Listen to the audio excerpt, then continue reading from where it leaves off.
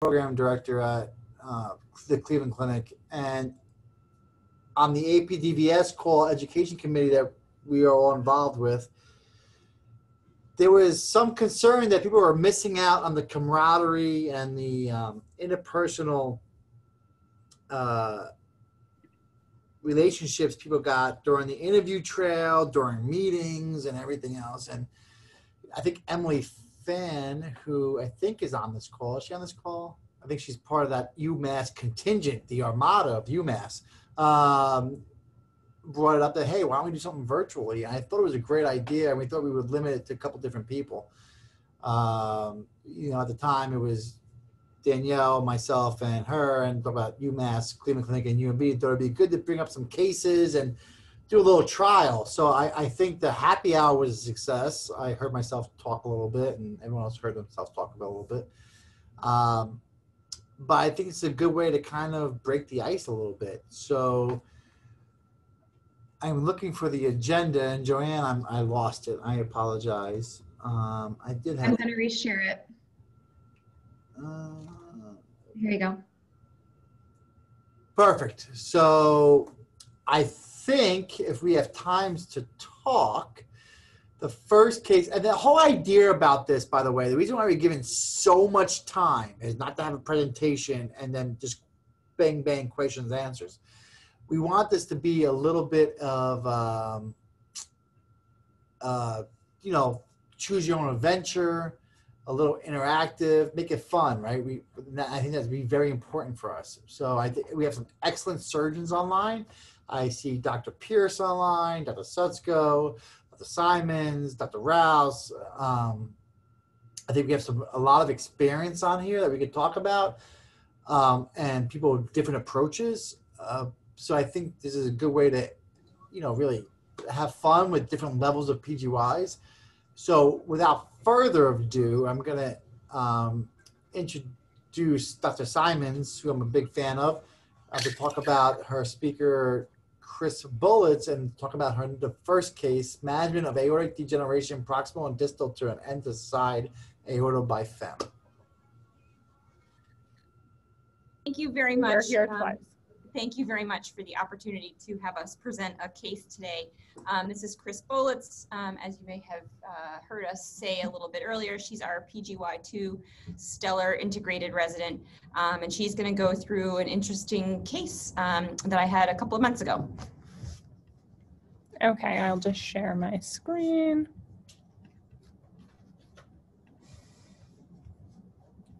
And I'd like to interject, this is Deja, that I'm upset because Emily promised me we were going to present my case, so already I'm losing in this like debate fight club thing.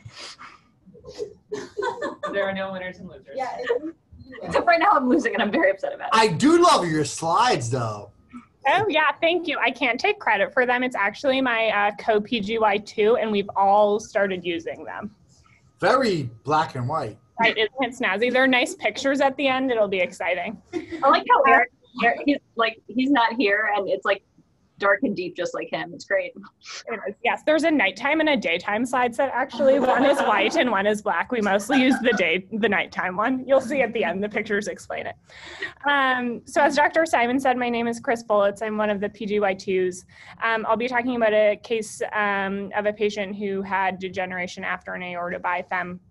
And this gentleman was on our service for quite a bit of time. So a man we all got to know pretty well. So just a little bit of kind of initial presentation and history about him.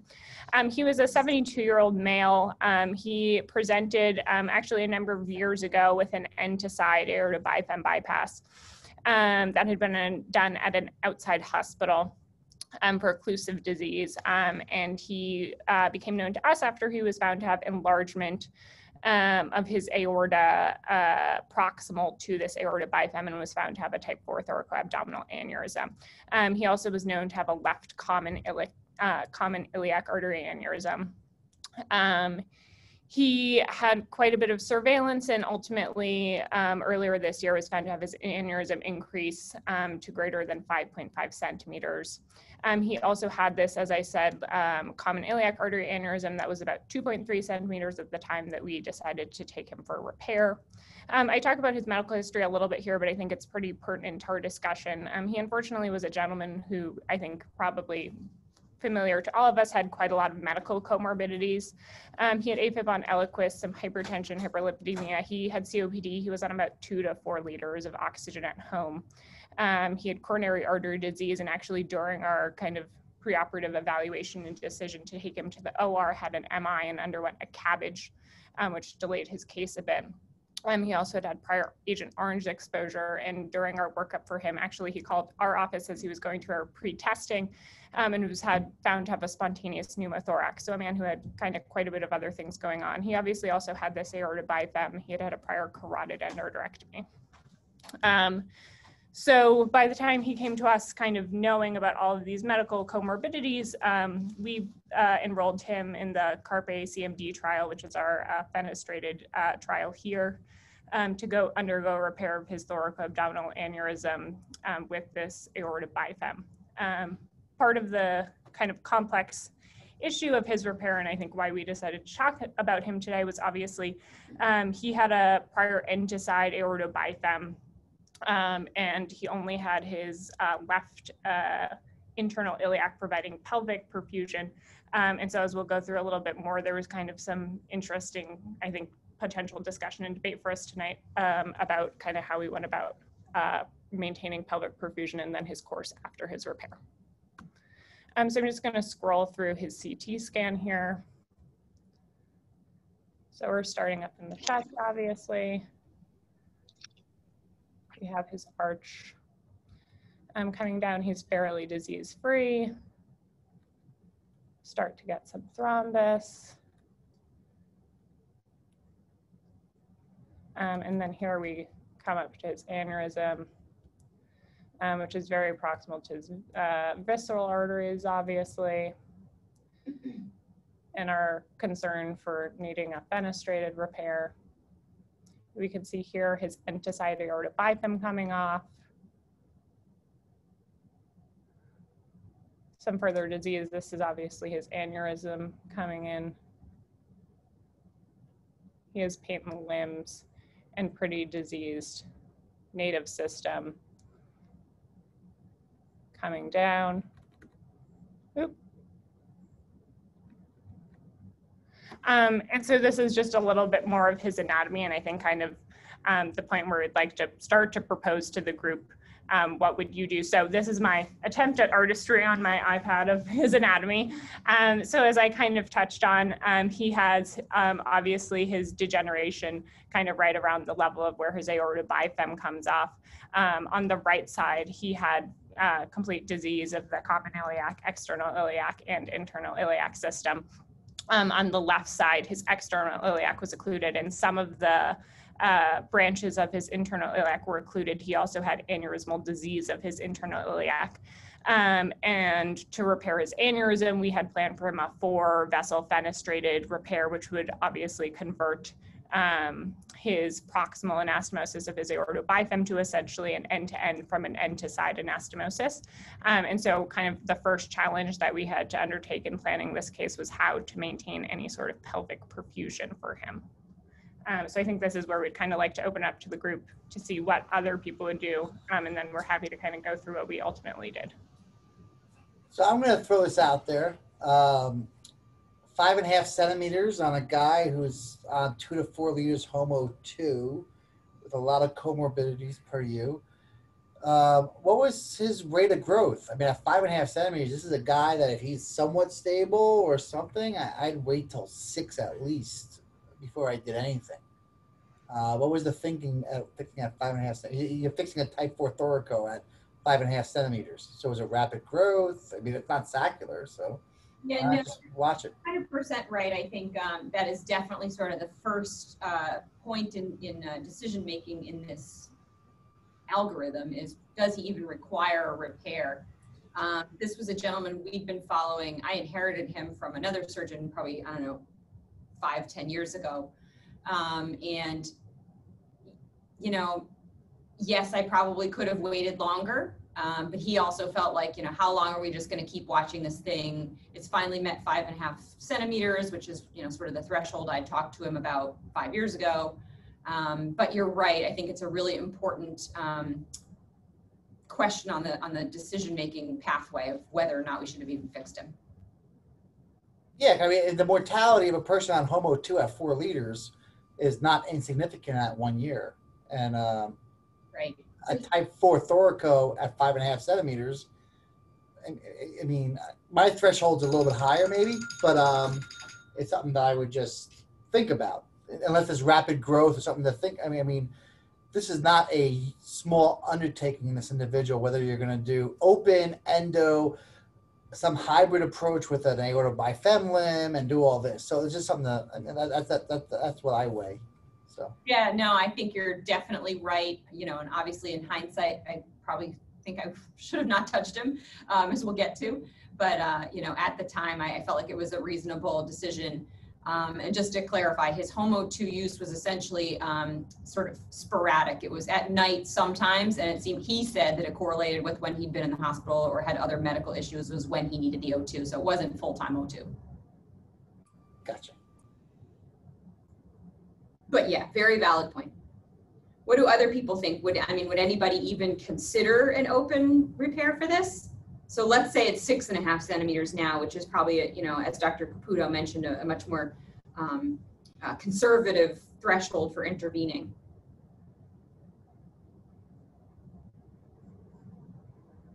Dr. Bolitz, what would the open strategy require us to think about? So the open strategy, obviously he's had previous intervention here. Given the extent of his aneurysm, he would need traditional open thoraco repair. He would need supraceliac clamping at this point, and debranching. I think also I kind of touched upon this, but he had kind of during his workup and evaluation period when we were beginning to consider surgery, had a open cabbage, had these lebs. So I think there's the physiological stress of clamping and just the extent of the repair, and then additionally kind of his recent surgical intervention. Well, I'm going to intervene here. I think the idea of open repair and supraceliac clamping and debranching is kind of hard to do. So I think if you're going to supraceliac clamp, you can bevel and potentially reimplant the left renal, maybe the right renal.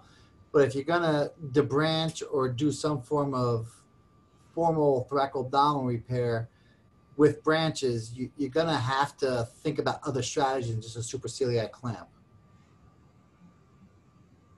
Yeah, I think even if we, going back through the CT scan, if we had considered doing this open, there's a reasonable strategy just having done a suprarenal clamp, understanding that his life expectancy was somewhat. Correct. That's what I was thinking. Yeah, I agree with you 100%, Jessica. That's where I was kind of, you go above that renals, you're in a different world of hurt. Right. And so if you're going to do just a suprarenal clamp, you obviously still have to take into consideration that he's had a prior end-side aortic bifem, and sort of like going into that abdomen in sort of a traditional transperitoneal approach, transabdominal midline incision as we normally do here at UMass. Obviously, that's not really going to be a good strategy for you for a number of reasons. So you'd be talking about probably an RP approach to try to manage that. But you still, before you can even kind of go down that pathway, you have to consider, what are you going to do to maintain pelvic perfusion and to completely exclude flow into that common iliac and internal iliac aneurysm on the left. I was just going to say, Chris, you may have mentioned this. So the hypo is aneurysmal, like your picture there. Correct. Well. Okay. So I can go back through to the scan if people would like. But the common iliac artery was aneurysmal to, I believe, 2.3 centimeters. And then the hypo itself was aneurysmal as well. And there was some disease kind of on later order branches of the pelvic perfusion. So Chris, it looks like the native externals are occluded. The native Can you scroll up to the renals again? Sorry to interrupt. Can you just scroll up to the visceral side? I also think what's sort of fascinating is, you know, this is a person who had an aorta bypass. It looks like externals are occluded, the right common's occluded, which is probably why it was done as an end to side. And it's interesting that they had aneurysmal degeneration from inflow and from the left hypo as the outflow. Am I sort of interpreting that correctly? So it's sort of just interesting that that was the, you know, they still had aneurysmal degeneration. I think we do end to side frequently for occlusive disease, especially in order to perfuse the pelvis. And that's sort of the outflow that's leading to his aneurysmal degeneration as well. Mm-hmm. It's fascinating. Another aspect of his care that's sort of interesting, as I alluded to, I had inherited him from Bruce Cutler. I don't know if anyone on the call knows Dr. Cutler, but you know, he was a longtime surgeon at UMass for decades and decades, and he had actually told the patient that the reason he needed his aorta bifem and got vascular disease in the first place 20-some years ago was because of Agent Orange exposure, and that this aneurysmal degeneration down the line also related to Agent Orange exposure. So, you know, I did a relatively cursory literature search, but I really couldn't find anything that would sort of corroborate that. But it was a very interesting consideration about whether or not that had anything to do with his disease. That's really interesting you mentioned that. So I have 2 of Cutler's patients that also asked me if their Agent Orange led to their disease, Agent Orange exposure. So there must be some consistent with his patient population. Yeah, well, Dr. Cutler was also a Vietnam vet. So. Yeah. The other question I had is, what about his other, in terms of his end-to-side, was that the IMA is above that anastomosis, or is the IMA still open in this gentleman, or the profundos open? Because some would argue he hasn't had pelvic flow from the right side for so long, potentially just embolizing that left side. Obviously that wouldn't be super easy through the AFB, you'd have to come from the arm or whatever, but just something to, I know that you had already said that you guys went from an RP approach to sew to the pelvis on that side, would potentially be an option, or putting a stent down into the pelvis and then sewing to a stent graft, which I know Dr. Pierce is, I think, on the call. He is kind of talked about putting stent grafts into the hypos and then sewing, which makes it a little bit easier to sew in the pelvis. Yeah, thanks, Danielle, for the shout out. I think Banks is supposed to be writing that up, so you guys can grill him about it when he's on here later. But that's exactly, if I was going to do this open, I would go in from the axilla and stent graft into the patent hypogastric, bring the stent graft all the way back up into the aneurysm sac, and then I would just do an RP approach to his aorta, sew it, as Frank mentioned, as quite frankly, bevel it as low as you need to try to do the least amount of surgery possible on this guy. Bevel it under one of the renals and then reimplant the left renal. And then while you have the aneurysm sac open, you pre-sew a graft onto your aorta, you know, to your main graft, and you just sew that directly to the Viabond that you put down in the hypogastric. And it's really easy. It's right up in your face. You just put a little Fogarty in it while you're getting everything set up. And that makes pelvic dissection no big deal in these RP approaches. You don't ever have to go down there and get anything out. So that's almost, again, I've gotten to the point where I don't know how much less invasive, you know, an RP approach to the hypogastric with a bypass followed by what's not going to be an easy 4-vessel finish ready case, right? He's got horrible disease and his mesenterics and his renals are coming off at weird angle. I mean, that might be 3 or 4 hours of anesthesia all by itself. So, you know, it just all depends on your patience and your comfort level with these things. But I would almost be more inclined to do this through an RP approach and just fix it. I kind of agree with you. This is Dr. Pierce, I'm assuming, talking with that. Sorry, yes. Yes. Full tide. So I kind of agree. I mean, so my approach to this patient, so I've done a couple things differently that you kind of mentioned that I kind of like, is putting the Viabond in preoperatively, and then also kind of making my own little hybrid by just bringing my background limb down, making a little incision and deploying my Viabond within a Viabond and making a pretty much a hybrided graft without even having to sew to the Viabond.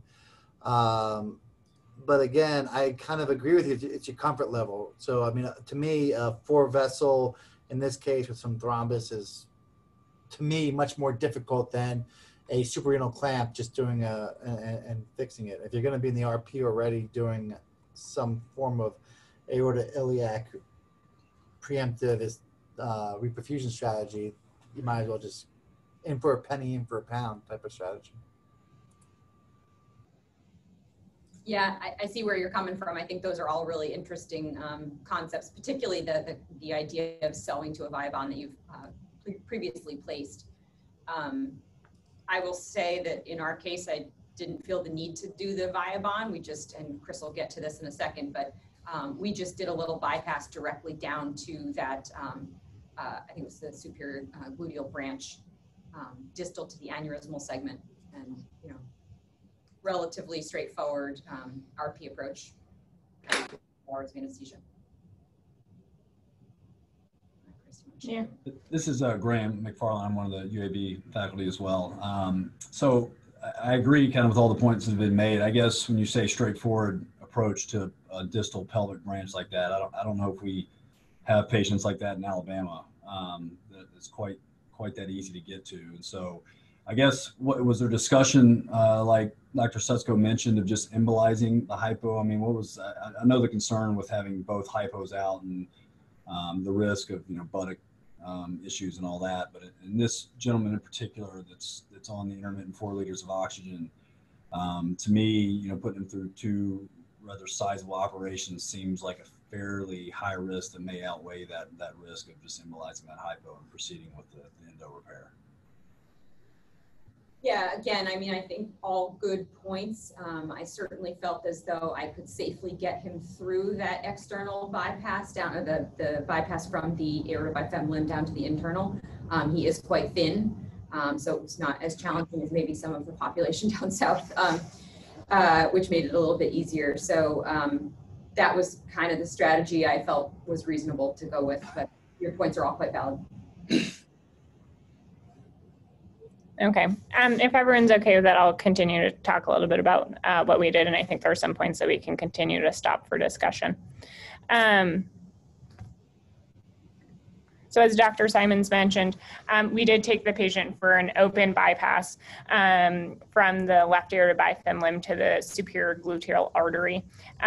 We did perform an RP dissection, first encountered and occluded the occluded external iliac artery, dissected it out, and did encounter the ureter, which was retracted, and obtained distal and proximal circumferential control of the aortobiphem limb on the left side that we were interested in performing the bypass from. Then a patent superior gluteal artery was identified after ligating an occluded internal iliac artery branch. The true internal iliac artery, as we've discussed, was found to be quite aneurysmal and was not felt to be an appropriate bypass target.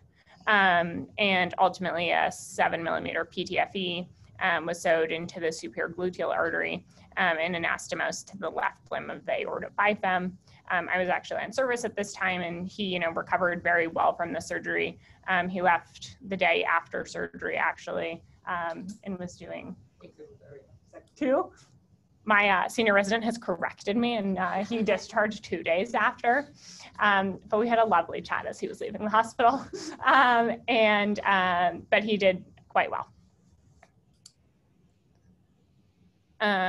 So he then came 40 days after that original surgery, and as we discussed, he did undergo a 4-vessel fenestrated repair to his aneurysm. He had his proximal seal superceliac. These are some of our measurements here. And then he had good distal seal zones in the aortobiphem limbs themselves. And really, so this says pull up day 40, so you waited 6 weeks to do the 4-vessel fenestrated. Correct. And how long did the case take? How many grays? Was it a tough case, easy case, hard case? It was actually surprisingly straightforward as far as fenestrateds go. I don't know the total dose and time off the top of my head, but technically speaking, there was nothing that really stood out as particularly challenging. Nothing terrible though, just straight, 4-vessel fen, and 4 or 5 hours we're done. A couple of gray, but nothing terrible. Yeah. All right. We have a really fancy brand new hybrid suite, so our gray is actually relatively low. Is it 1 gray? 1 gray. All right, perfect. Gold. No grace. But yeah, so his fenestrated repair actually occurred, you know, kind of without a lot of event. He discharged, you know, normally, obviously, our fenestrated repairs are here for a few days, but kind of had our normal post-operative course and no real event, and was able to leave after that. He then unfortunately presented back to us. So I have both his original bypass and then his fever repair day. So on post-op day 19, I didn't include this just for the sake of time, but he had seen us in clinic a few days prior to this presentation with a thrombosed limb. He had been doing well at the time. He had undergone his routine post-operative CTA and, you know, was doing well from his repair. When he presented to us, he unfortunately had had 3 days of acute limb ischemia by the time he presented to us. He had started to have symptoms on a Friday and didn't come to us until a Monday. At the time that he presented to care in the emergency department, he did have Rutherford's 2B acute limb ischemia. He had pretty dense sensory deficits and some paralysis up to about the level of the ankle. Was the aneurysm fixed? The aneurysm was looking great. Chris, how did you guys handle the limbs? How did you size that into the aortobiphym limb? Do you put individual iliac limbs down into that? And Correct. How do you oversize? There were 13 millimeter limbs in what was, you know, a degenerated PTFE graft, but measured probably only about 10 or 11. Okay. And so, you know, we obviously had very high concern that one of his limbs had gone down. We pretty quickly obtained a CTA down in our emergency department and did find that he had thrombosis of his left aortobiphym limb. And he was brought emergently to our hybrid OR for thrombectomy at that time. I was actually the resident who went and saw him in the ED. And, you know, I think he kind of started to have these symptoms and had just hoped they would get better. So unfortunately did present to us pretty late in care. Just talking a little bit about kind of the procedure that we went ahead and did when he came to the OR. So as Dr. Simons mentioned, we have a new hybrid room, so we brought him there. And so we're luckily able to kind of do a little bit of everything that vascular surgery has to offer. It's true. It's true. It's true. He had bilateral groin cut downs and graftotomy. There were originally multiple passes using a number 5 embolectomy catheter. And after kind of multiple passes with that, there was concern that we were not getting adequate inflow. So it was converted to using fluoroscopic guidance and an over-the-wire embolectomy catheter. There were multiple passes done with this, and after 2 clean passes, it was felt that there was good inflow. And so the attention was turned to the outflow. Again, we were able to perform angiography in the room. I here just kind of have a still of some of the angio that was shot, so people couldn't appreciate, you know, the limb really being kind of completely occluded. At that time, there was found to be some kind of mid to distal limb stenosis of the aortobiphym limb. One of the things in preparing for this a little bit, I talked to Dr. Simons about it, and I think she kind of commented just on, you know, the interesting challenge of operating on Dacron that was as old as his was, and kind of, PTFE, and kind of the quality of it. So that was interesting, obviously. He was relined with a 10x59 VBX stent and was felt to have good inflow at that time. Then distally, once again, embolectomy catheter was used and ultimately was converted to an over-the-wire embolectomy catheter. I hate 014 wires as much as I hate salad. And if you look at me, I don't really like salad very much. So what was it 014 immediately? I mean, I never think of a 014 going in. I mean, were we having difficulties here? Yeah, it's just such a badly diseased profunda that we couldn't pass an 035 down the profunda. Gotcha. I was just trying to figure out, because I mean, I don't usually jump to 014 unless I'm crying for mercy. So yeah, it was definitely sort of some crying for mercy. Largely because, as Chris indicated, he had come in so late in the onset of this, which was just devastating because he was just trying to be, you know, tough it out kind of guy. That I didn't know if we were going to help him regardless. The horse was out of the barn. So I may be a little confused. You have the groin open Correct. and you're doing the embolectomy from that same groin? We have the PTFE limb exposed. Okay. And so we did our retrograde thrombectomy and our antegrade thrombectomies from the PTFE. Okay, so you're just going down into you didn't get the profunda out and stuff. Correct. Correct. And then what happened to the jump bypass to the hypo? So the jump bypass to the hypo was found to be occluded by this point in time. He was not having any symptoms of buttocks claudication.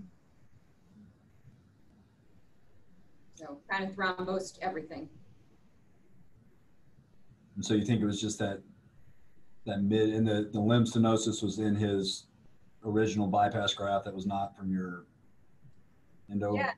Yeah, so a couple of different things which I thought were sort of interesting issues in hindsight. So, when we went to do this thrombectomy, of course, my first assumption was that this had to do with the lack of compliance of this really old PTFE, which gets sort of calcified, as you know.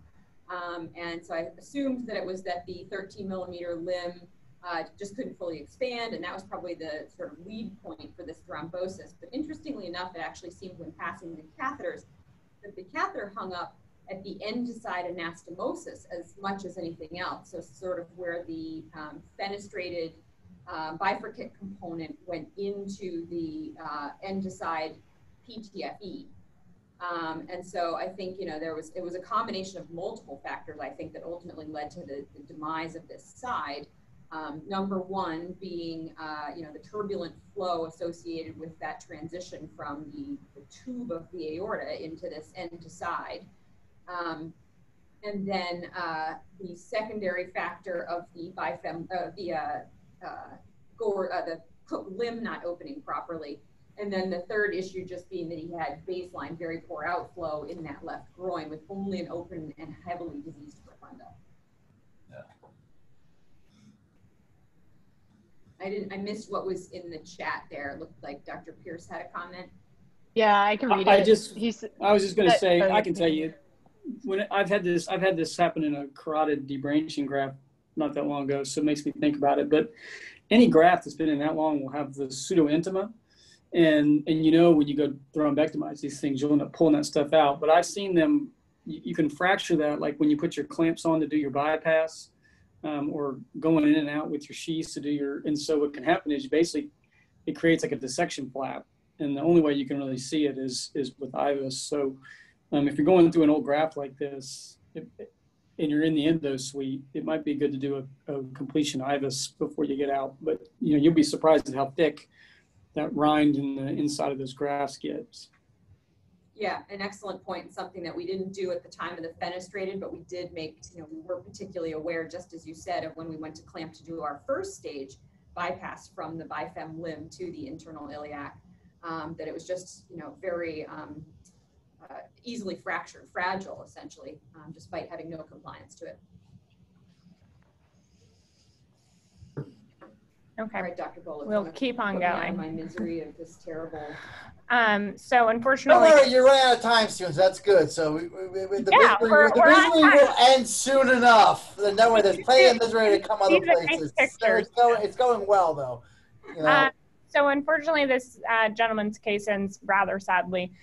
He did continue to have pretty dense motor and sensory deficits after this revascularization, and given the level of his disease, it was felt that an above-the-knee amputation would give him the best chance of healing.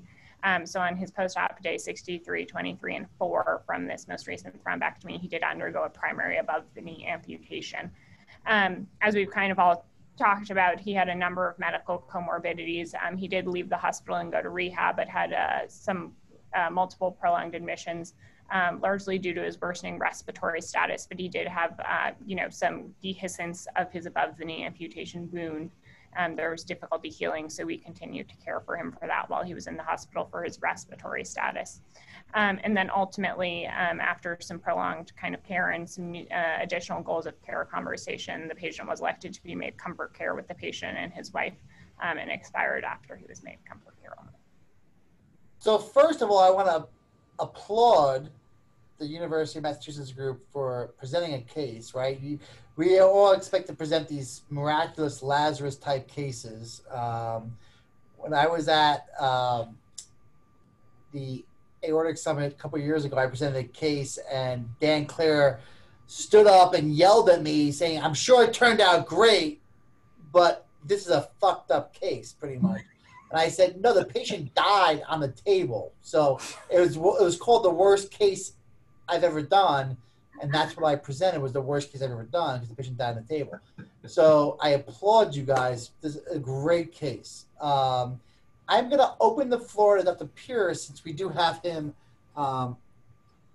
available. What do you think? What would you have done differently? That's not fair to them. No, I know. That's really Well, harsh, thank you Frank. calling me out. I'm gonna, I thought if our kids were doing a poll as who would drop the F-bomb first, I'm sure I was gonna win that one. So kudos, Frank, to breaking the seal on cuss words. All bets are off for the rest of the evening. Again, I would say, yes, I applaud you all for being incredibly honest, and Lord, this one would have kept me up at night for a long time. I would have probably just done this guy, as we discussed, through retroperitoneal surgery, one case, and avoided all that mess. If he passed the eyeball test, I'm actually not as, I've become less into rodeo enthusiastic as I've gotten baldering and more gray. Sometimes you just want the operation to work. But again, it's really easy to say that now that we've seen all that. So this was a really thoughtful and stepwise, you guys had a good plan. And sometimes you can do all those things the way you're supposed to do them and it still doesn't work. I'm not going to beat you up too much. No, I would say the only other option I agree with you, Ben, 100% is, the more and more I get into this and the more sleepless nights I get over my patients doing well is, there's something to be said about waiting. The 5.5 centimeters type 4 thoraco with a complicated issue, I'm waiting until 6. I don't care who you are. I mean, if you look at L-Theory's data or anyone else's data, I'm waiting a little bit. That's the only thing I would say. But it's a well-planned case. I don't fault anything. I mean, it's a good case. It's well executed, but what I can say, knowing Dr. Simons quite well, is I am sure that there was a lot of consultation with the patient, and that he probably really, pushed it. I think, sometimes it's sort of hard when you have a patient that you've been seeing for a while with an aneurysm that now meets criteria to then say, hey, I'm still not going to operate on you. These patients often feel like they're a ticking time bomb, and as much as you try to say, hey, it's only grown a centimeter in the past 3 years, especially some of the more well-educated ones start looking it up, and I think it gets a little bit tough. I've definitely found myself in a case that's a lot harder than I thought, saying, oh my God, what was it? Why didn't I wait another 0.5 centimeter? I think I'd like to echo what you just said, though, because you just said something in there that I think for the trainees on the call is really important, which is it does matter what the patient feels about it. I have patients who the last thing they want to do is die on the table, and they live with a big aneurysm and they don't worry about it at all. And so I don't fix them until it really, really needs to be fixed. But I have some patients who are incapacitated by the thought of it. And quite frankly, if they're not living their life normally, that's no different than, ischemic rest pain or a lot of other things we do surgery on people for. If they just aren't living their life well because they're so afraid to go outside thinking their aneurysm is going to burst, then I think that's a very good reason to consider fixing it. So that was a really great little gem you put in there. I just wanted to echo that out. I agree. I mean, Sicard used to say, he's the guy that made me a doctor. There are certain people with even small aneurysms that it incapacitates them so much mentally that you would fix them because it just destroys their lives. So, and sometimes they'd rather, almost say goodbye to their family, go in and hope that it ends well versus I got to wait another day. I got to wait another 6 months. I got to wait another year. Yeah. And sometimes they make it and sometimes they don't. But I think understanding, I think when we think of all patients as a textbook and we say, oh, you're 5.5 centimeters for a man, maybe you're smaller size for a woman, this is when you meet criteria. I think it's about the patient. And some patients want to be able to spend the summer with their family. And if they rupture, oh, well, I've got a patient that all they wanted to do was go geocaching all summer. Okay, go geocaching. We'll deal with it later. And if you rupture, you rupture. It's about understanding the patient and what their goals are. And just giving them the opportunity to understand the risks and benefits of doing nothing or going ahead with surgery. All right. Well, up next, I'm going to have the University of Alabama present a case. Danielle, do you want to introduce? Yes. So we are going to be having our fantastic second-year resident, also Adam Banks, present a case. The case that he's presenting is concomitant paravisceral and aortic arch mycotic aneurysms in a cirrhotic patient. Hopefully my more senior colleagues can also field questions about this case, since I know it's pretty complicated, and I'll give the floor to Adam. Thank you, Dr. Setsko. Good evening, everybody. I'm Adam Banks, as she said, I'm PGY2 at UAB. Let me share my screen here. Is everybody able to see that? Yeah. Go for it, dude. All right. So again, presenting a case concomitant paravisceral and aortic arch mycotic aneurysms in a cirrhotic patient. So no disclosures. So initial HPI is a 57-year-old white female. She originally presented to UAB after a transfer from an outside hospital for cephalic vein suppurative thrombophlebitis, as well as a right hand abscess. Her initial physical exam did not have any significant findings other than that mentioned above. Laboratory analysis was unremarkable, except for slightly elevated creatinine of 1.2, BUN of 28. Our H&H was normal, white count was 11, and INR was 1.3. Our blood cultures were obtained at admission and did return positive for MSSA, with source considered to be the right-hand abscess. Her past medical history was HCV cirrhosis, male to 15. At admission, she has hypertension as well as mediastinitis several years ago due to a PICC line infection. Past surgical history was a partial stenectomy and left clavicular head resection for the PICC line infection several years ago. She had to have the PICC for continued antibiotics after a right infected knee arthroplasty that was resected as well about 3 years prior. Social history, she's an everyday smoker, 1 pack per day for 30 years, occasional alcohol and prior IV drug user. So her initial hospital course, she had a bedside IND of her hand by plastic surgery. IND was consulted, who recommended nafcillin as well as cefazolin. She was originally on broad spectrum, but they were tailored after susceptibilities returned. She maintained persistent MSSA bacteremia after rechecks several days after the debridement that remained positive. So we got a workup to try to investigate for infectious nidus. She had a CT, chest, abdomen, pelvis, urinalysis, chest x-ray, TTE and TEE were all obtained that were negative for any type of source.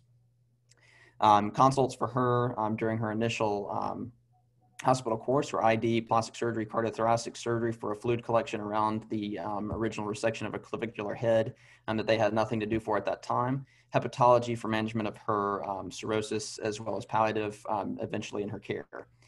On hospital day 12 for her, she developed acute onset severe abdominal pain with tachycardia and borderline hypotension. Chest CT, abdomen, pelvis with contrast was obtained at this time.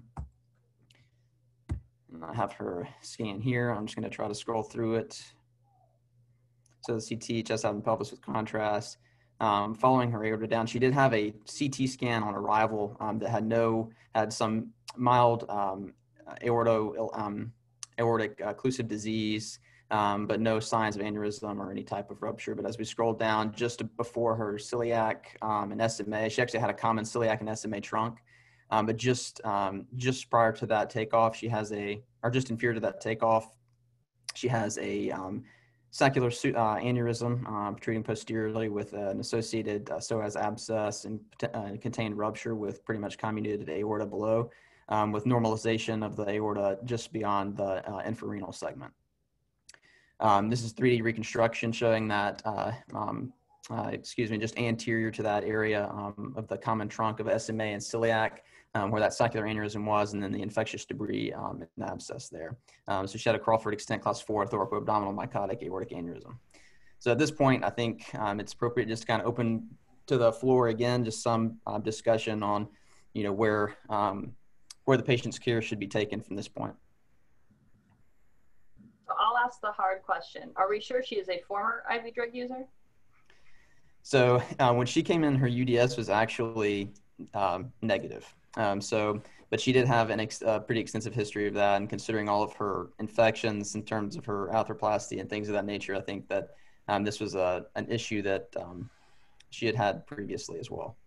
And as part of the multi-D discussion, I saw that palliative care was involved. What was the conversation that they had with her about goals of care, prognosis in general, given the fact that she was, sounds like pretty bacteremic and ill with multiple areas of her body that were somewhat infected. And now, now she's got an infected ruptured pseudo. I mean, she was actually, they were actually consulted after this operation. So we didn't consult them initially because she was otherwise a fairly healthy lady.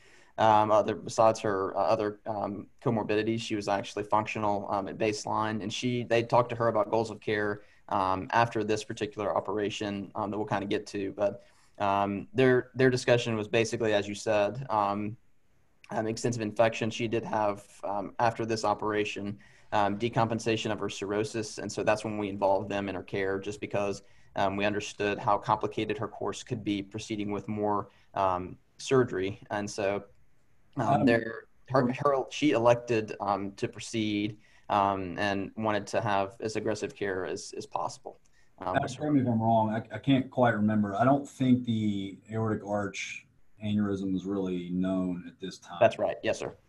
We didn't know that was there. And this was one of those, she transferred in for what was billed as thrombophlebitis, which she didn't have. And we thought it was just a hand abscess. We were actually ready to transfer to the hospitalist that day when she said she had belly pain. So this all kind of came up, rather abruptly. And then we kind of rushed her off at this point to the operating room. And then the rest of it kind of appeared in delayed fashion, at which point we got palliative involved. Are those the fun cases where you accept transfer for like a cold right leg and it turns out they actually have mesenteric ischemia and a cold left arm? Those are fun. Yeah, no, this was a surprise to say the least. Or the cold right leg with the type B dissection or maybe type A dissection. So I'm right there with you. So maybe we should make this a little interactive. But where are we at? Oh, of course, the person on my list, I can't pronounce your name. Dr. McFarland. Yes. All right. How do you pronounce that first name? Graham. Oh, okay, makes it easy. I was thinking grimy, but all right. But that'd be appropriate, yeah. What's your options here? So you want me to? This was my patient, so I don't know. Then never mind, Danielle. But no, never mind, Danielle. I'm not going to kill you like that.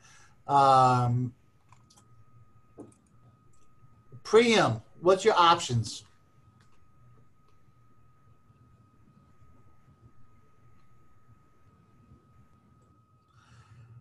Once again, my residents aren't paying attention. Code, what's your options? So, one option is to do nothing. Okay. Another option would be, I don't think you could, as we discussed previously, beveling, I don't think that's an option here with the mycotic aneurysm. So I would treat it with antibiotics, and then, we'd have to do a Caselli graft. Okay. I don't know if that's really true, but let's see. Graham, talk about what you did. Okay, yeah. So Adam, do you want to take it from here? Yeah, he's got. Yes, sir. Absolutely. So considering the options, considering that it was paravisceral and the involvement of the juxtarenal segment, we had elected to perform a thoracoabdominal aneurysm repair in fairly urgent fashion, considering that it was saccular and concern for imminent rupture. She underwent a right renal artery bypass, left renal artery reimplantation. We beveled the Dacron graft. When I say we, Dr. McFarland, Dr. Begg, beveled the Dacron graft below the native takeoff of the SMA and the celiac trunk in order to preserve the native takeoff. We did this doing a retroperitoneal approach. Our total operative time was 266 minutes with a supraceliac clamp time of 90 minutes. Her EBL was 4.3 liters with 5 reds, 2 FFP, 1 platelet, and 4 liters of isolite administered. We debrided the area extensively. We left her intubated overnight, sent her to the SICU with open, sent her back to the ICU open, intubated, and then brought her back the next day for serial washout. And a mental flap coverage. So when I start seeing superciliac clamp times of greater than 30 or 45 minutes, I get nervous. I start seeing 90 minutes. I'm thinking, what's going on? What do you guys do to preserve her intestines and celiac and everything like this while you have a clamp time of 90 minutes? Was it a hard anastomosis? Was it a long bevel? Was there a lot of repair? What's going on? I mean, 90 minutes is not an insignificant superciliac clamp time. Right. Yeah. So it was a complete mess to begin with, and so we dealt with the proximal first, had to debride all of that, find healthy enough tissue, which we were lucky enough that the anterior wall was adequate enough to sew to. But then from there, the picture looks beautiful, by the way. You would never know. Yeah, we wouldn't have put it in there otherwise. So I think just given how kind of screwed up everything was, it took us a while to really get our bearings and find out where we were and what we were cutting through and what we weren't cutting through. And so once we had the proximal done, then we kind of quickly went down and did the distal from there. And at that point, we were able to take our clamp off. But it did take an excessively long time just to kind of get all that situated and figure out, what. So Adam, in the setting of a presumed mycotic aneurysm in a patient who's bacteremic, who sounds pretty septic, what are your choices for conduit? What are you concerned about putting in prosthetic? What do you have to sort of think about? So typically with the insertion of prosthetic, you're always thinking about colonization or just reinfection.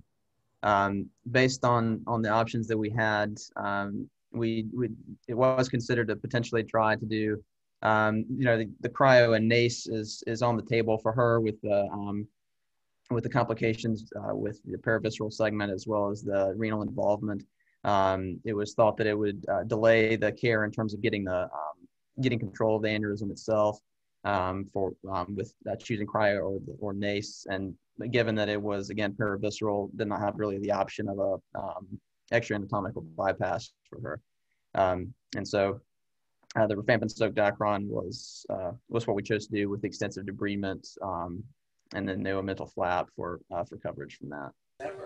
So, hey, this is Jared Rouse, one of the CCF staff. I just have maybe I missed a couple of the images on the CAT scan, but was there any option for potentially sort of debriding the aorta and patching it versus replacing the entire thing? I mean, 90 minutes of superciliac clamp, I got to think this lady's 100% going to end up on dialysis. So were there other considerations for that or some other sort of renal perfusion or, pump perfusion or something else while you're clamped on the aorta? Or was there a conversation about that? Or is it just like, oh crap, we can't get the clamp off and this is where we're at, which has happened and it's happened to me. So I know it can happen.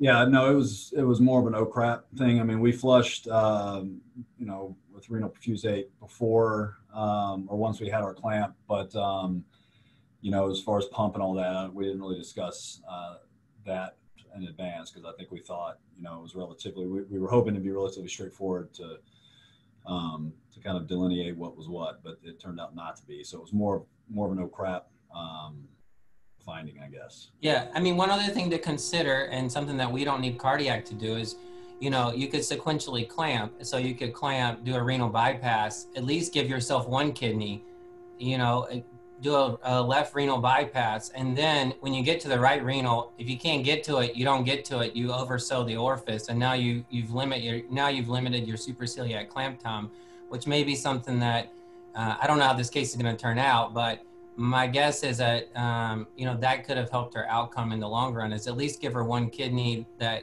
doesn't have quite as much ischemic insult, as much superciliac clamp, because I'm surprised you guys got away with only 2 FFP and 1 platelet in a 90-minute superciliac clamp, because to me, in my experience, again, that's someone who gets all the products in the hospital afterwards. No, that was just intraoperative. I think, as we found out later, she needed more after that. So she got plenty of product after the case. As far as doing a renal bypass before diving in, I think that's probably in hindsight would have definitely helped.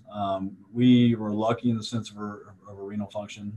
She actually did okay from that standpoint. But, in this case, going in, we thought we'd be able to get proximal control, find the problem, and either patch it or do bevel behind and do for a proximal anastomosis. But is one of those things as we got in, we actually got into the rupture earlier than expected. And then from that standpoint, we just had to clamp and go, which clamp and go took 90 minutes, as you see. Yeah, I think, and again, since we're kind of talking about what we do at our institution, I think this is a case probably that we would do with one of our cardiac surgery people involved from the beginning, potentially, and just have them. There are several that we do open thoracas and some of these more complicated type 4s with, and I think that may be something that, you know, here at the clinic we would probably do, at least in the recent future, not traditionally, but in the recent future. Right. Yeah. Was there any consideration for, obviously not a great option, but for an endovascular, like a PMEG kind of repair? Yeah, so I was going to ask that to see if anybody would consider that in this situation. Absolutely. I think you don't have any good options. So I think, you know, that is an option that would, you know, in some senses, I didn't see where the renals were relative to this, shared trunk of the celiac and SMA, but in some sense that it may actually be a relatively straightforward PMEG, which isn't a great solution either, but may be at least sort of give you the opportunity to get out of trouble and kind of reassess. Right. I mean, Well, and if you're putting in prosthetic, you can, you know, you're putting in prosthetic. So, you know, that's a bailout. You can always go in and debride and deal with it later. I think that's a good point. yeah, but I think endo, I mean, it's MSSA, you said, correct? Am I missing that? That was her hand culture. I can't.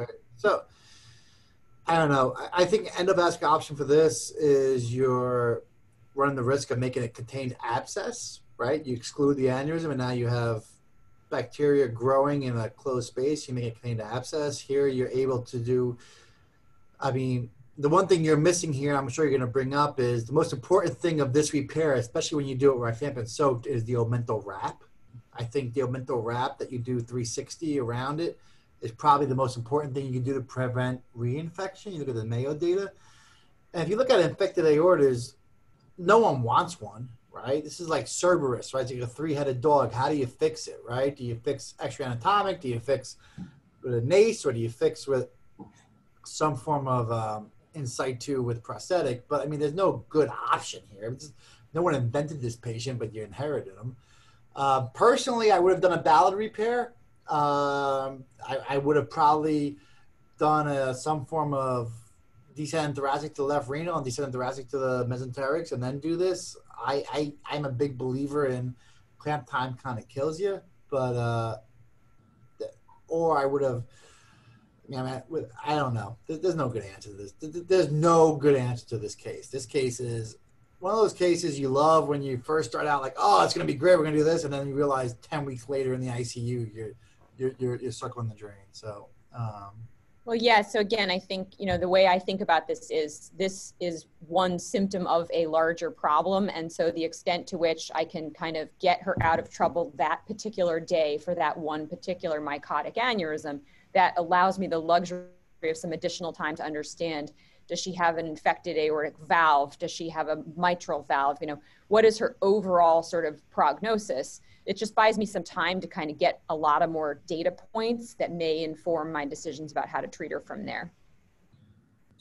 So yeah, say you do a PMEG or whatever, and you get more information and everything's isolated to this aorta, then where do you go from there? Do you debride and then wrap the endograft with omentum, or do you go in and take everything out and do a formal open repair? What's your approach after that initial step?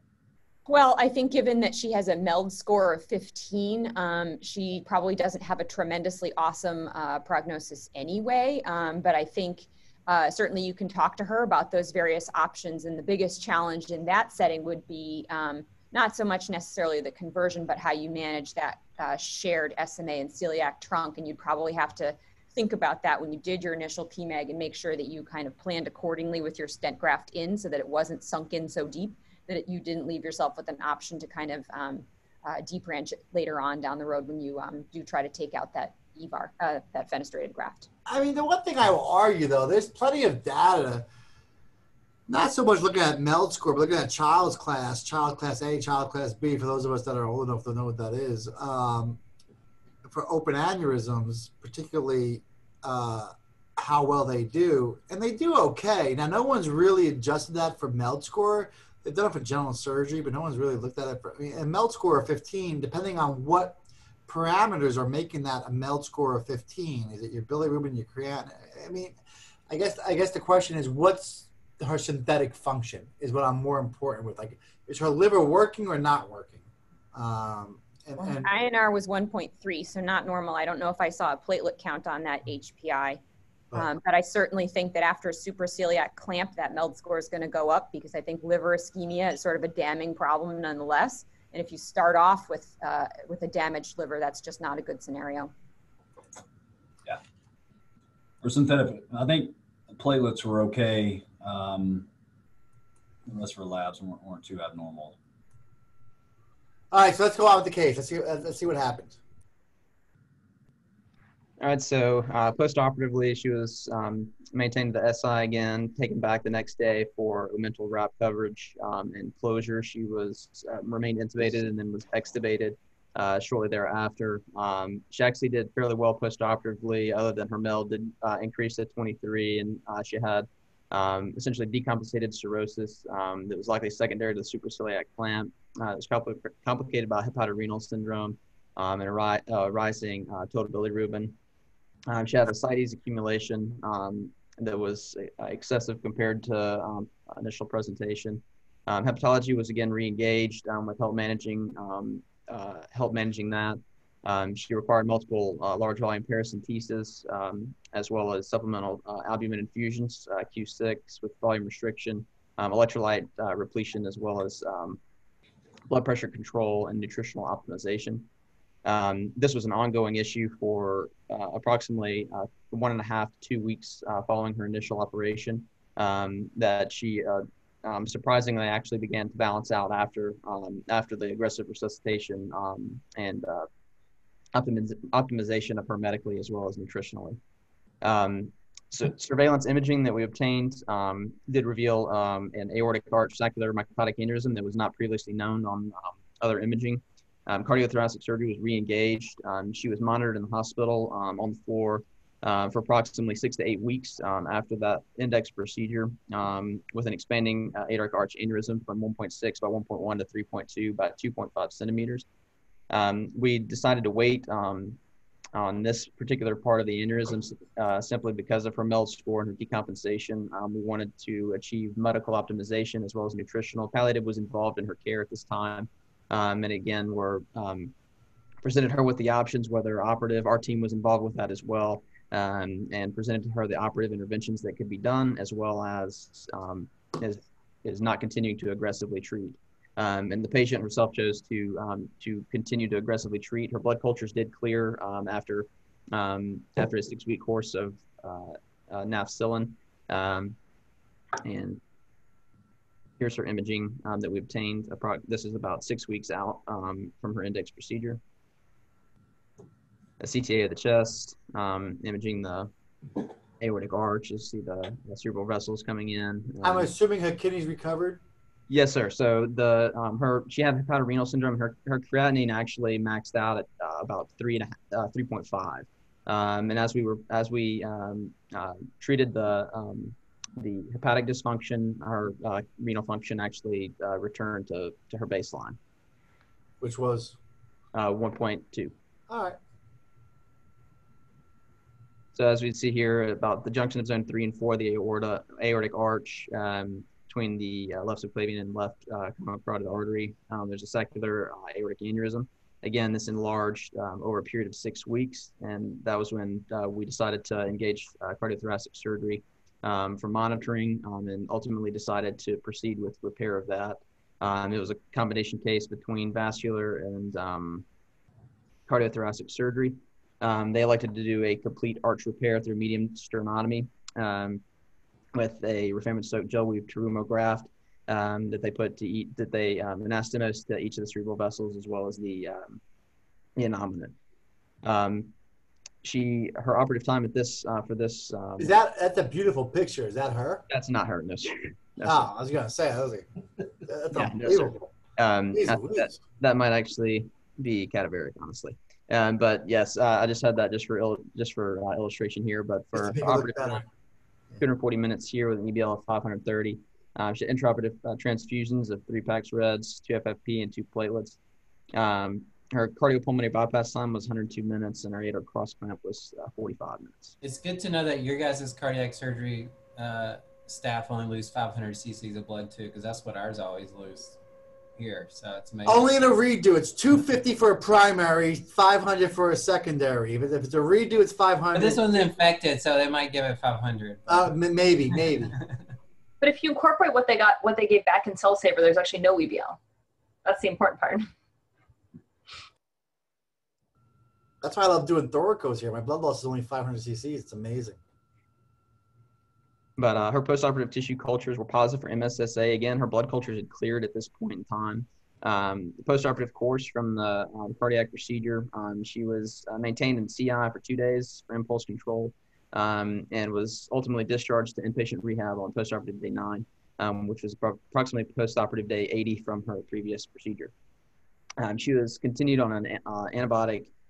She had concluded the nafcillin for 6 weeks, and then they restarted her on that for an additional 6 weeks. That was transitioned to cefazolin due to diarrhea, and her blood cultures remained clear after the index procedure. Again, she was discharged with aspirin-statin, IV cefazolin for 6 weeks with lifelong doxycycline suppressive regimen. She did have 2 readmissions, one at 2 weeks post-operative with a sternal wound infection that required complete sternectomy and plastic surgery for reconstruction with pectoral flaps. She again required IV antibiotics this time and negative pressure wound therapy.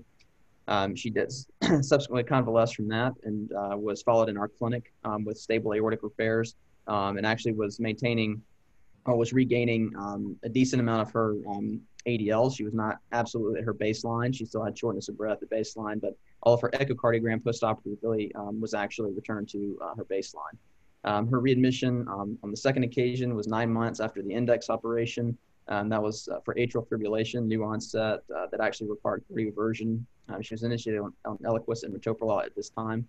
She was scanned for, just because of her history of complex aortic repair and infection, to rule out infectious causes of her new onset AFib, which showed stable repair. She had negative blood cultures.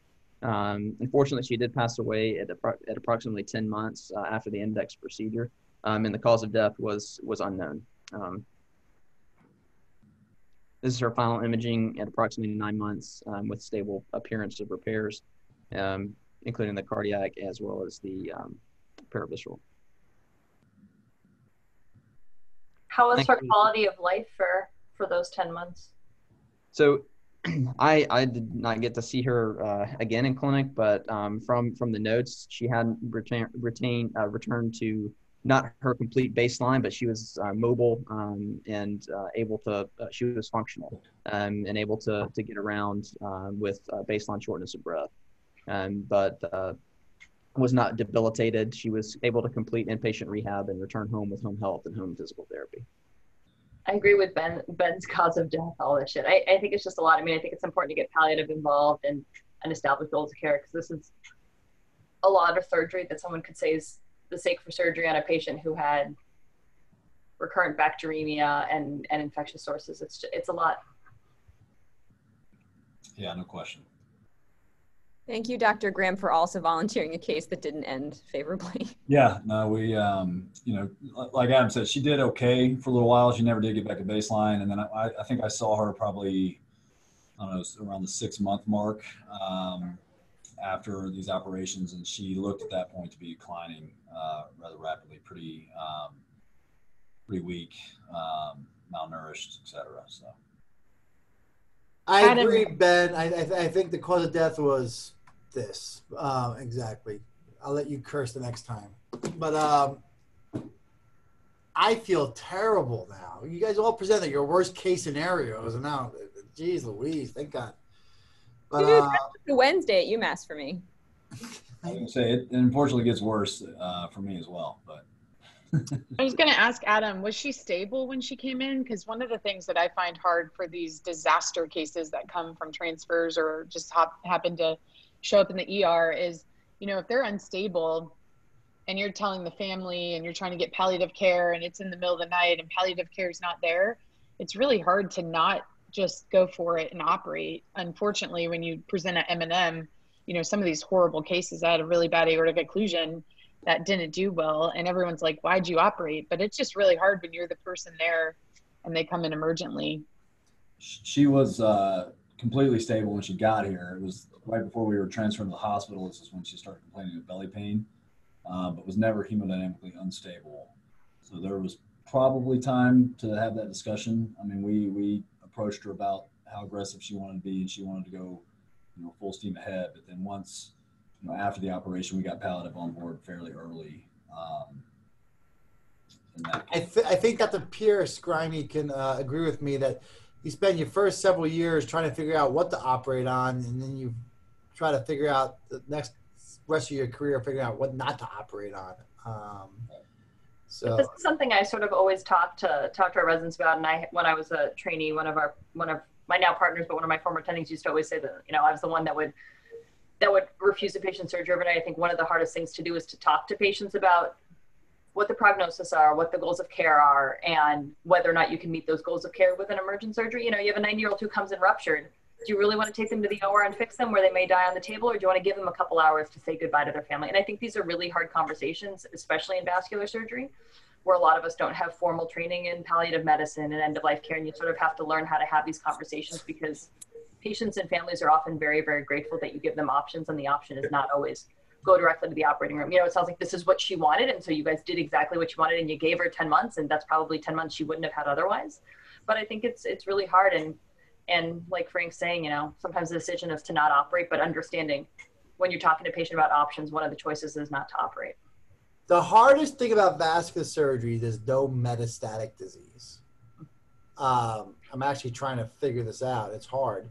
But there's no metastatic disease in vascular surgery. There's metastatic disease in cancer, right? Like, oh my God, you have mets to the liver, you cannot get an operation. Oh my God, you have a met to the lung. The thing about vascular, we kind of always do something. It's not great. You're trying to make, ice cream out of horse shit sometimes, but you can kind of always do something, and people will hang on to that, whether they're 60, 70, 90, or 100. And it's our job to kind of help them realize that you have metastatic vascular disease, and it's hard to do that because we have no guidance. We don't have any NCI or anything like that to help us with that. So, Frank, I have that exact conversation when I'm feeling philosophical at 3 a.m. after taking the clamp off of this and everything's bleeding, and it's because our society understands what stage 4 cancer is, and so they're ready for that conversation, right? We open the belly and there was carcinomatosis and there's nothing we can do. You should, we've never had that. Palliative care isn't going to help us with that either. At the end of the day, the only thing I was going to jump on and say is we have to be the palliative care doctor at 3 o'clock in the morning. And you can't rely on other, it's just the conversations we have to have. Dr. Juleson's exactly right. We should go talk to them.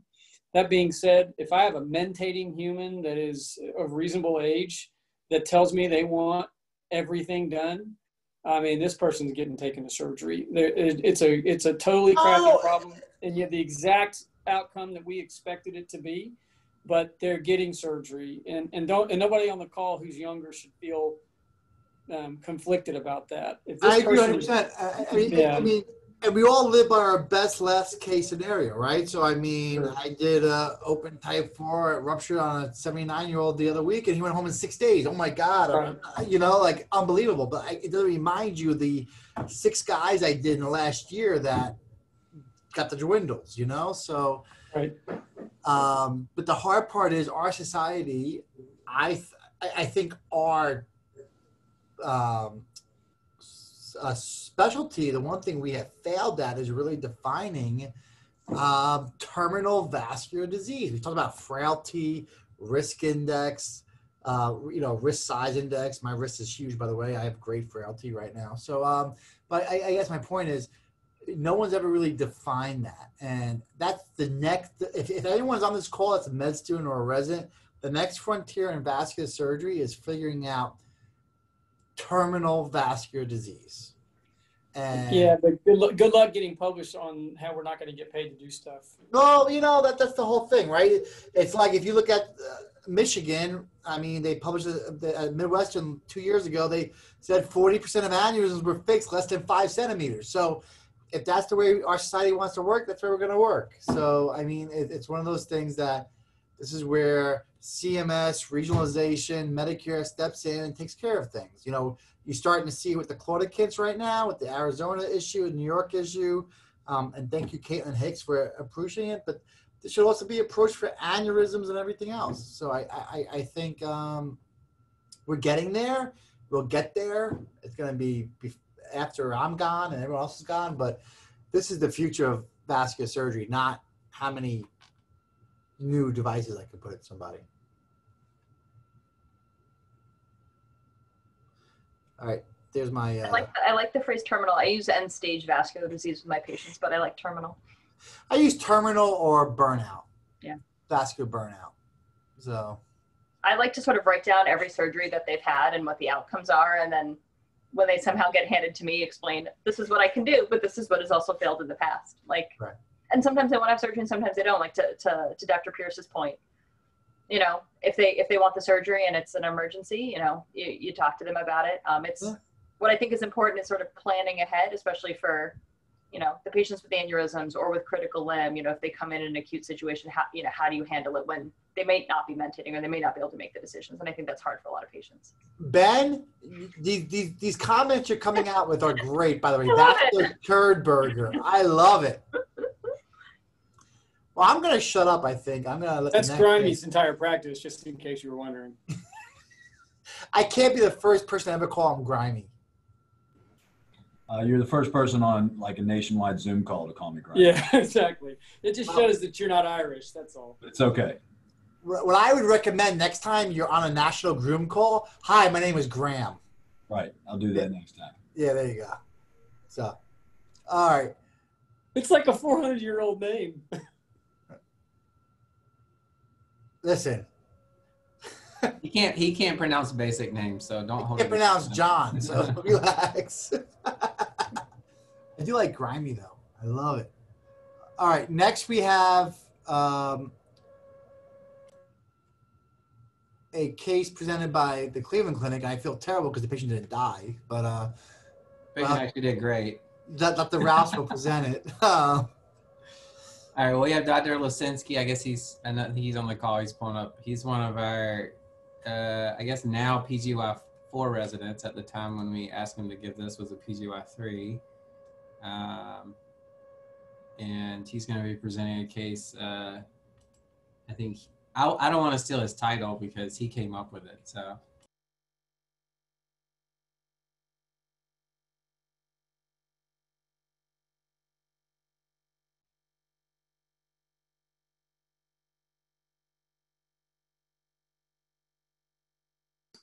All right, can everybody see that? Yep, we can see you. And great case, Dr. McFarland. I think that's a really good case to present. All right, so as Dr. Ross said, I'm Dr. Lisinski, David Lisinski, fourth year now, resident at the clinic. This is a case of Dr. Caputo, and we called it teaming up to cover the aorta. We have no relevant disclosures to this discussion.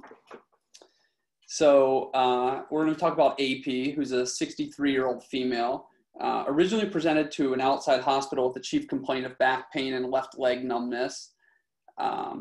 So when she presented, she described sudden onset, 10 out of 10 back pain that had started about 2 hours prior to admission. Pain was described as radiating down the back, and she also noted waxing and waiting left lower extremity numbness. Medical history was fairly sparse, most likely just due to lack of health care, described as hypertension. She had had a traumatic ankle injury a few years prior. Family history, she had mentioned that her dad had an aneurysm. She knew nothing about it other than that he had an aneurysm.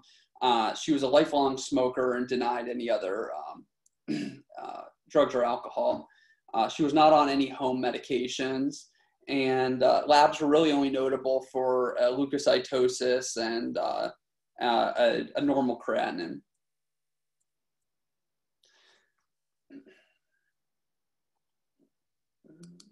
So here's a a CTA of the chest, abdomen, pelvis in the arterial phase that was done. You'll see dissection extending up into the innominate artery, into the aortic arch, into the ascending to the sinotubular junction, and then on the descending, I can speed it up here a little bit.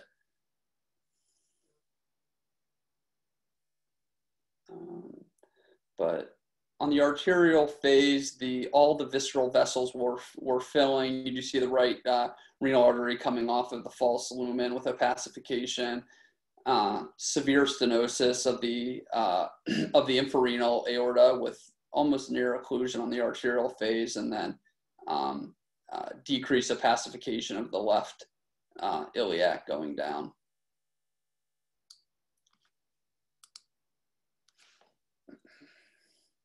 So I guess the first part that we wanted to talk about was, this is obviously a very complicated acute patient, and just kind of one thing that we, the title of our talk is Teaming Up for the Aorta. So we were kind of interested to see, how at your institutions how you approach these. Is this, all vascular? Is this all a cardiac thing? Do you have a team-wise approach? How do you kind of go about a patient like this who presents into your ED or wherever it happens to be? So I'm interested to hear how you guys handle it, because here we don't seem to have a defined approach. It kind of depends on who's on call on the cardiac side of things. And so we had one recently actually that was very similar to this, and they kind of refused to, and it was a little more complex than I have time for here, but basically they didn't want to treat the ascending until we had done something about the leg. And so the patient actually had bilateral extremity issues and got an AX BiFM, I believe, and then they later went back and fixed the ascending. But then there's a lot of times where they go ahead and fix the ascending and then call us 12 hours later when the leg's cadaveric and want us to do fasciotomies and then deal with perfusion there. So, I think, again, we don't have a consensus at our institution. I'm interested to hear how you guys do it at UMass and at the Cleveland Clinic.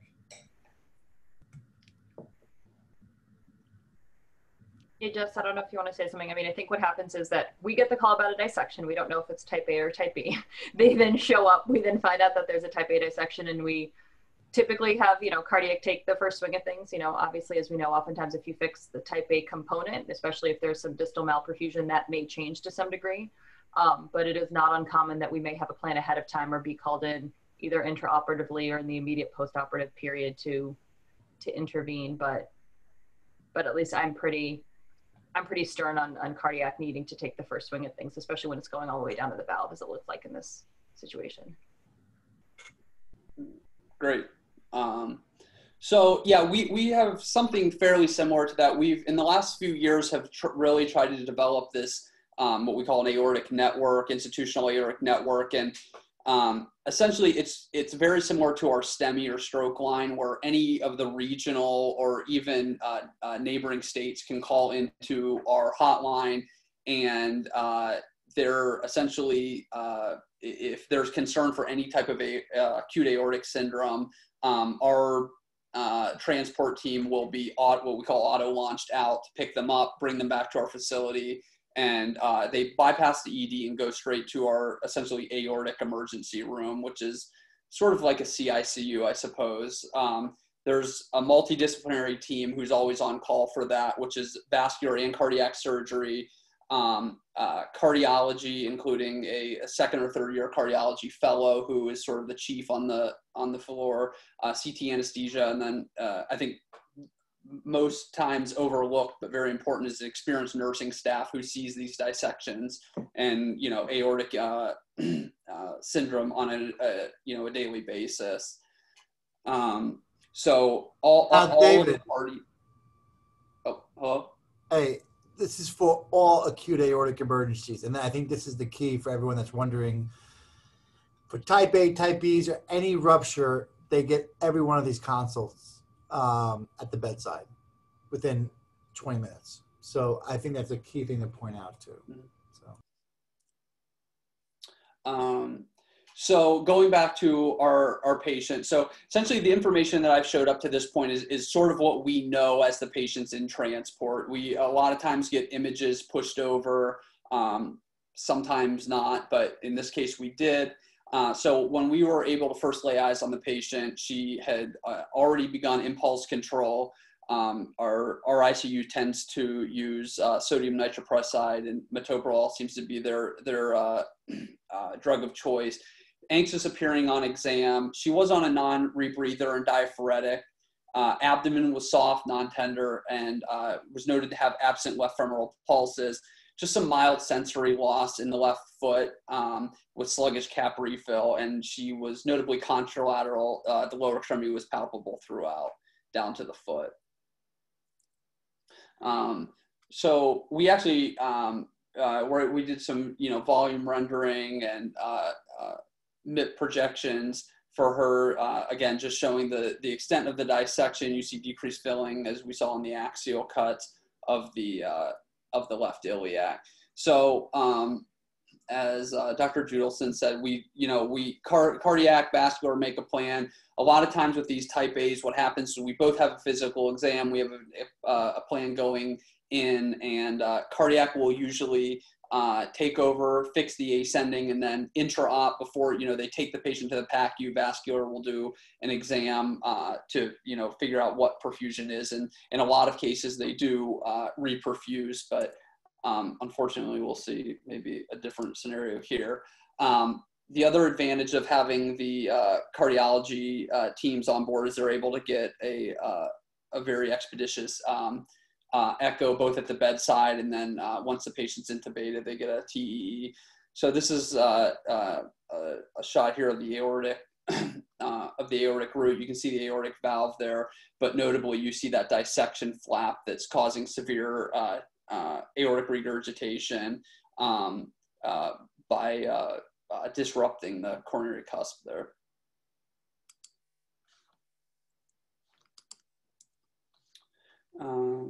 So the patient was taken emergently to the operating room, with cardiac surgery, had an ascending aortic repair with valve resuspension.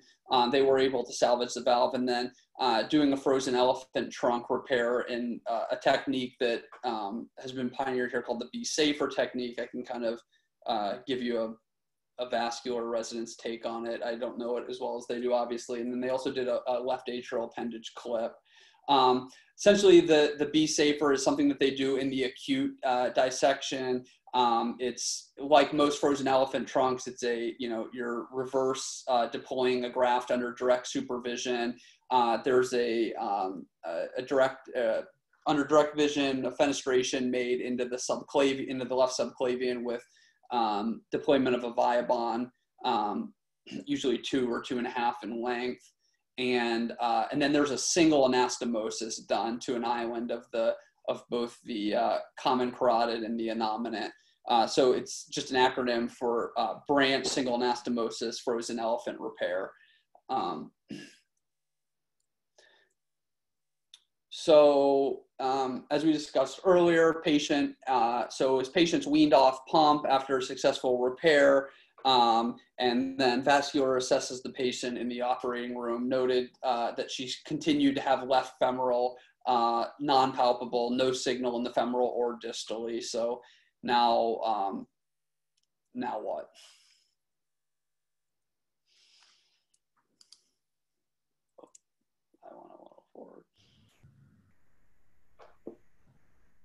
It's gonna be a long night. I think a couple keys to point out, David, are, where's the patient? So a lot of times these patients are done in a hybrid room. Cardiac surgery here has access to our hybrid rooms. It's not always done that way, but it's very convenient when it is, because then we can easily, the patient's already supine on the hybrid table, and we can then come in and do whatever assessment from there we want to do. But in those situations, there's also sometimes other situations, there's logistics that now need to take place, right? Because you're not in a hybrid room that don't have access to IVUS or all these other technologies that you may use next. So luckily for us, often they're in one of their hybrid rooms. So, Dr. Lazinski, this is Chris Audu from University of Michigan. I'm a resident here. My question for you is this patient, I mean, I assume more stable at this point? You know, there's no other signs or symptoms of deterioration. My initial thought is to do a fem-fem and get the patient to the ICU, have them recuperate, and then you can consider getting a CT scan, a post-op CT scan, to see what the extent of damage is and if there's need to do any sort of endovascular or even more open surgery. Yeah, thanks, Chris. So at this point, the patient did require some pressures just to wean off the pump, but overall, her lactate had normalized when she came off the pump, and other than having an open chest procedure, looked okay at that point. I think the concern at this point was took cardiac about 4 hours to do the procedure. She was 2 hours prior to admission, so we were kind of getting up on that period of time where her leg's been ischemic for at least 6 hours. And we also had one of the nice things about getting called into the operating room before they close is they already had the femoral artery out for cannulation, so it was pretty easy to get access and do it expeditiously. And then we're, like Dr. Rout said, we were also in the hybrid room. So that also, that's an important point, I guess, to make too, is, there was very little time wasted in just, going into an endovascular, salvage approach. So if you remember, the dissection was actually on the left side. Because cardiac surgery had done cannulated arteriola on the left side, it was already open, so we attempted to get access into the true lumen on the left side first, just because it was available. Unfortunately, we had a very difficult time getting into true lumen, so made the decision to percutaneously access the right side. And then, I think the most important thing in this whole case is just the utilization of IVUS to confirm that you are indeed in the true lumen before you do any type of endovascular approach. So here's just an intraoperative IVUS. You can see the starting up into the descending TVAR that was placed for the frozen elephant trunk. You can see confirmation of true lumen. You will see as you come down, you see the severe compression of the aortic, infrarenal aorta.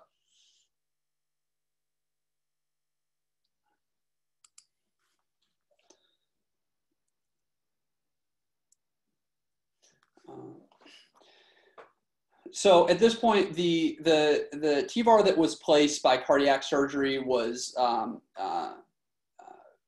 150 millimeters in length. So we still had a decent amount of descending that we could cover in hopes of, further expansion of the true lumen to open up. We extended down to just above the celiac artery. And at that point, still we're not seeing adequate flow or opening of the infrarenal aorta. So the decision was made to place a Cook metal dissection stent, a 36 by 180. This took us to just above the aortic bifurcation.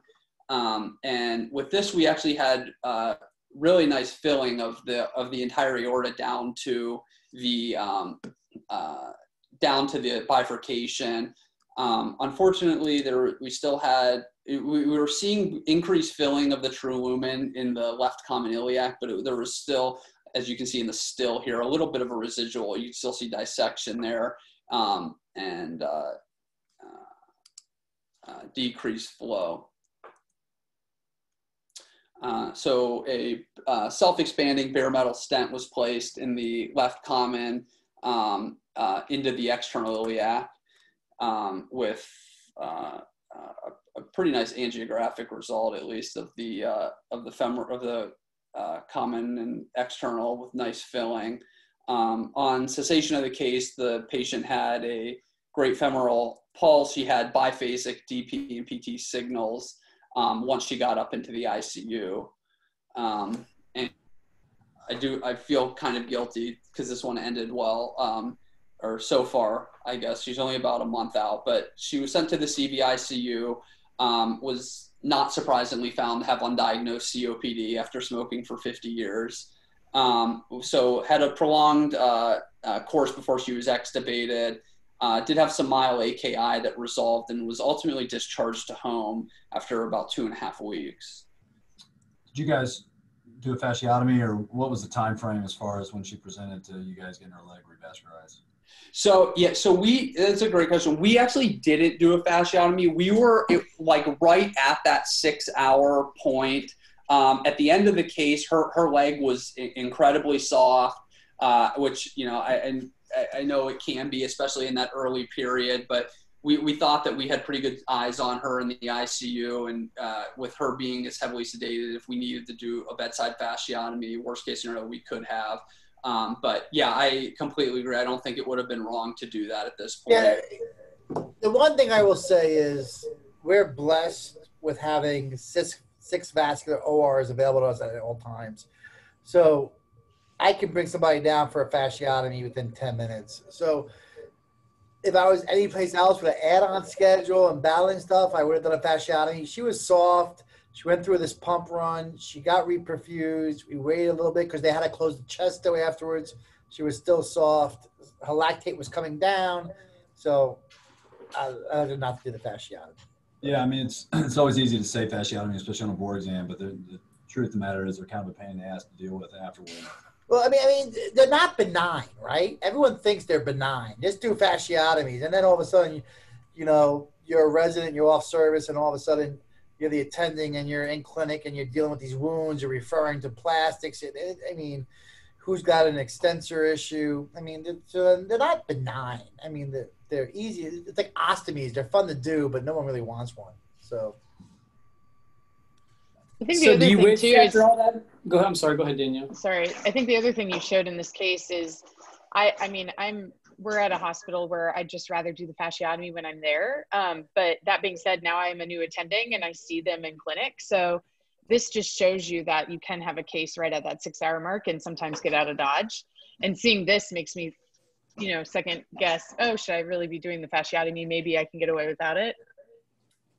There's something about it being occlusion at the inflow, the origin of the iliac, as opposed to this like a popliteal embolus too. Those are different animals when it comes to that. I'm more curious, getting back to this, so your inflow, you know, basically you did one big inflow procedure in this whole thing, right? So after all that, T-bar extension, cook dissection stent, iliac stent, do you wish you had just done the fem and it would have been, I mean, you would have been home an hour and a half earlier? I mean, or are you still glad you did this? I mean, Ben, this took us 40 minutes, and the left groin was open for 6 hours. So they actually cannulated through the occluded iliac too? I guess that was another question I had when I was so the one thing I will say is they cut down the left groin. They put a antegrade perfusion catheter in. So well, that helps with the ischemic part too. Correct. So one thing. I would say that in general, I mean, what you did is what I think what I would have done. Grimy and I did a trauma case not unlike this not that long ago. I mean, I actually feel like if there's ever times, no, like I said, I'm kind of getting more endo-nihilist as I get older, except for dissection, right? Getting inline inflow from the true lumen, in my experience, has always done better, because you don't know what's going to happen when these things remodel, right? You're going to control her blood pressure in the ICU and all this, that, and the other.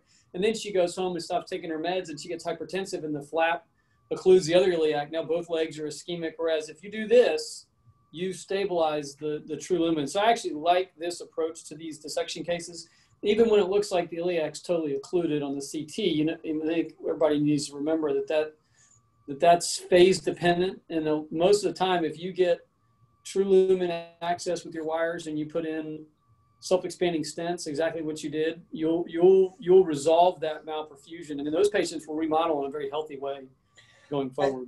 And Ben, I want to reiterate one thing you said.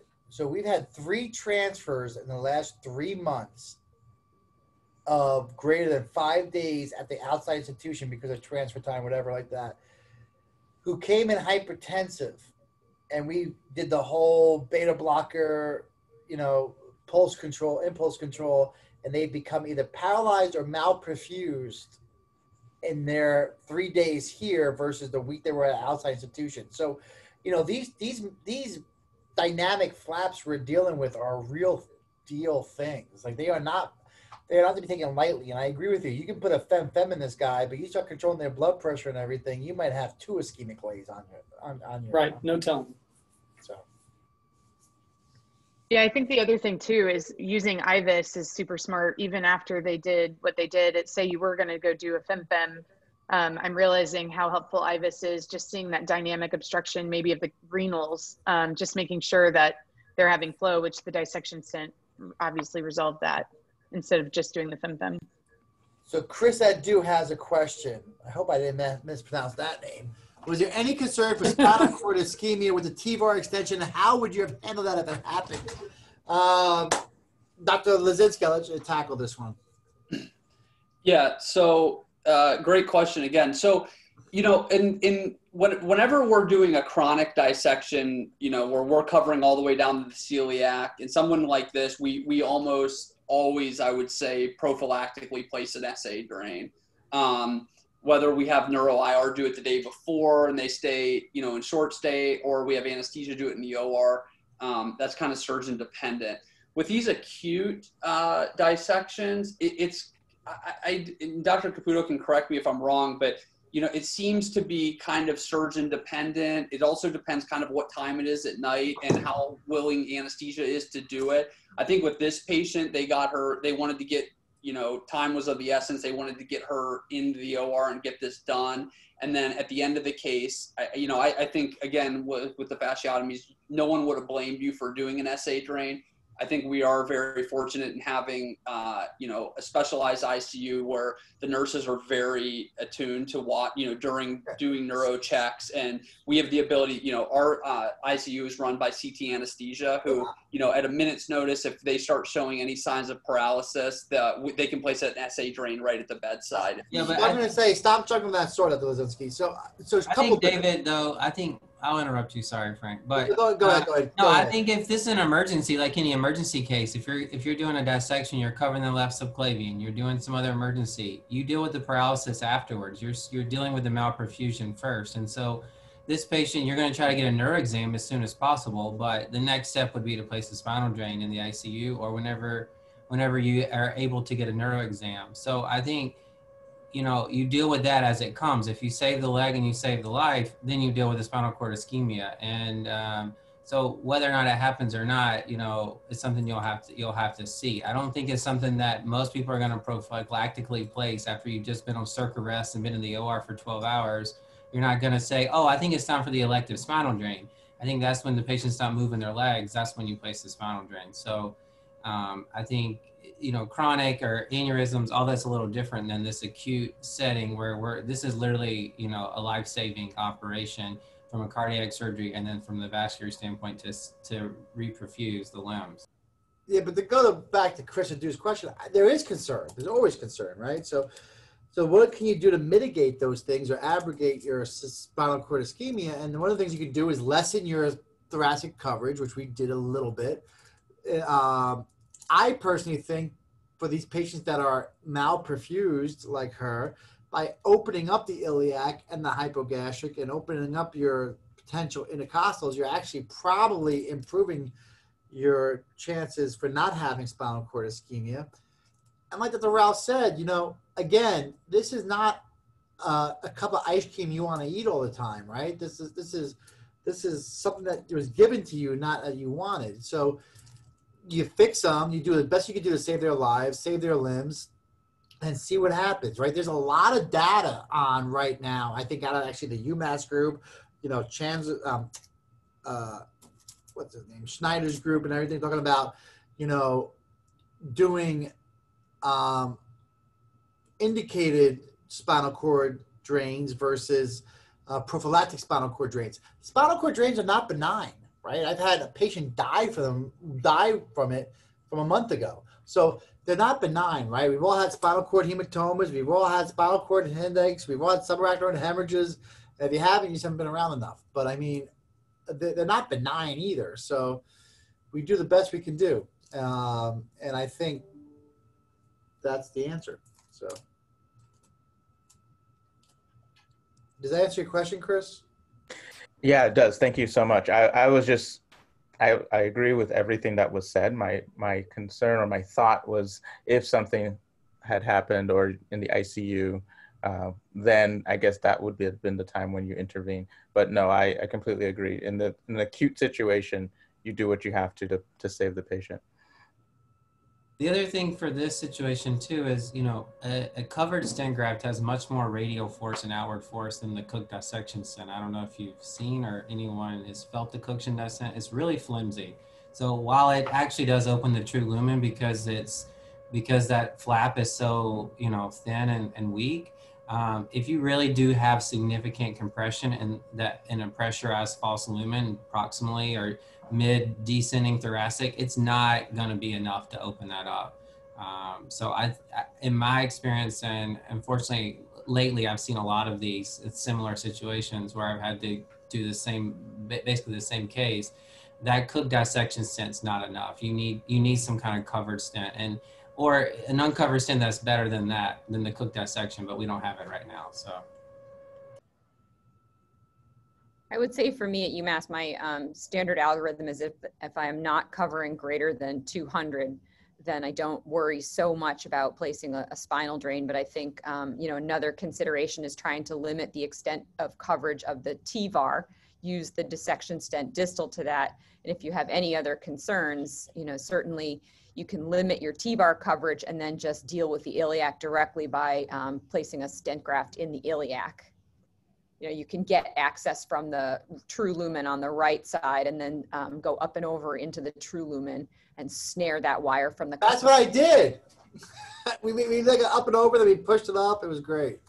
So I agree. Yeah. So then you can kind of limit your extent of coverage in the thoracic aorta by treating kind of both simultaneously. That's one consideration. Great, thanks everyone. And this is just our maybe. I don't know why I keep doing that. Post-operative CT. So you still see a small residual dissection in the innominate there beyond the stent that was placed.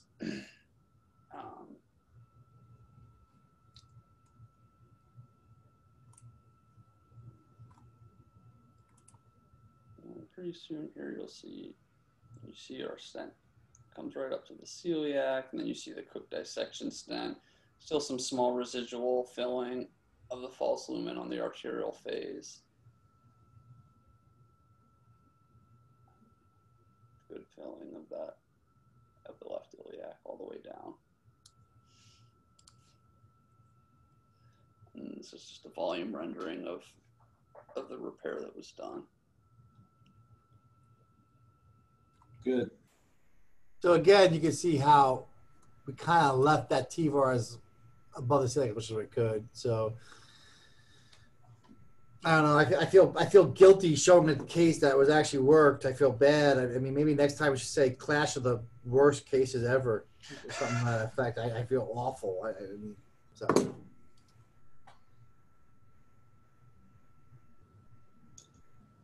Don't worry, we're always happy to share our disasters. Trust me, we have ours too.